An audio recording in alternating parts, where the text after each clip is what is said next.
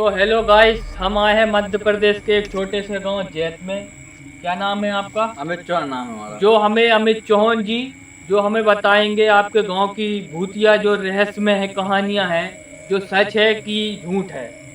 देखो, गांव में आए दिन नई घटनाएं होती है। जी एक घटना को मैं बताऊंगा जो मैंने आंखों से देखी है। जी एक लड़का था रावल नाम का, जी। जिसकी उम्र करीबन 18 19 20 साल की हो गई और वो यंग था, एक लड़की से प्यार करता था। जी तो कुछ दिन पहले उन दोनों में ऐसी बात हुई कि हम चल के शादी कर सकते हैं। तो उन दोनों ने फैसला किया कि हम बाहर जाके शादी करेंगे और अपना जीवन यापन करेंगे। तो क्या हुआ, वो जब भाग रहे थे तो कुछ ऐसे घटना हुई, अचानक से ट्रक आया और एक्सीडेंट हो गया, जी। जिससे लड़की और लड़का दोनों वहीं पे ख़त्म हो गए। वहीं खत्म हो गया। तो जब लड़का पड़ा वहाँ और लड़की पड़ी, जब लड़की के परिजन आए और उनको उठा के ले गए, लेकिन लड़के वाले जो थे उसने तो त्याग दिया था कि लड़की अन्य समाज की है लड़ते और वाले लड़का कोई नहीं आए। और लड़का अन्य समाज का था। तो क्या हुआ, जो लड़का पड़ा पड़ा रहा तो गांव के उन्हें देखा तो वहीं पर उसके समाधि बना दी गई। तो उसमें उसी आत्मा का वास हो गया था पेड़ में, जो नीम का पेड़ था। तो उसी दिन क्या हुआ, कुछ दिनों बाद उस गांव में एक शुभ मुहूर्त आया, गांव में शादी आई।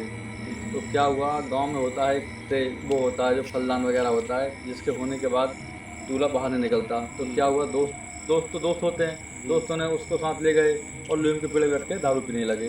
वही दूल्हा जिसकी अब कुछ दिन पहले बाद शादी थी, तो वहाँ पर बैठ के दारू पीने लगा।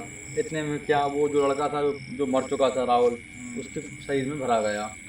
तो उसके बाद जो शादी हुई, तो शादी तो हो चुकी थी, लेकिन उसके अंदर जो आत्मा थी वो राहुल की थी। तो क्या हुआ, जब फर्स्ट नाइट उससे मिलने गया सौगात के दिन, तो उसके अंदर वो तड़प थी जो दोस्त उनकी प्रेमिका के लिए थी। लेकिन प्रेमिका तो मर चुकी थी, लेकिन तड़प अभी तक बाकी थी। तो क्या हुआ, जब उसने फर्स्ट टाइम जब पेला, इतना पेला कि क्या बताएं, लड़की सीरियस हो गई। तो परिजन ने उसे अस्पताल ले गए। तो लौटना था मतलब। तो फिर यहाँ खेल कूदना जारी है। तो क्या हुआ, तो जब डॉक्टरों ने कहा ये तो सीरियस मामला है, तो उसे आईसीयू में भर्ती कराया गया। तो आईसीयू में भर्ती रहा, कुछ दिनों बाद लड़की को अपने घर लाया गया। जब तक लड़की आईसीयू में थी, राहुल की हरकत तो हो ही रही। राहुल ने अपनी बहन को ही छेड़ दिया। परिजन सोचने लगे, यार ये सब क्या हो रहा है, अच्छा जो भाई बहन को ही पेल रहा है। अच्छा। तो जब परिजनों ने देखा है उसके अंदर कोई आत्मा भरा गई है, जब उन्होंने अपने माध्यम से किसी तांत्रिक को टच किया, तांत्रिक ने बोला, यार ये तो आत्मा है, ये तो एक लड़की की आत्मा है जो लड़की को लेकर भाग रही थी। उस टाइम दोनों की मृत्यु हो गई थी, तो लड़की भी मर गई थी और लड़का ही मर गया था, लेकिन लड़की की आत्मा को शांति मिल गई थी। जो लड़का था उसकी आत्मा को शांति नहीं मिली। तो आप समझ लो, वो आत्मा उस शरीर में है।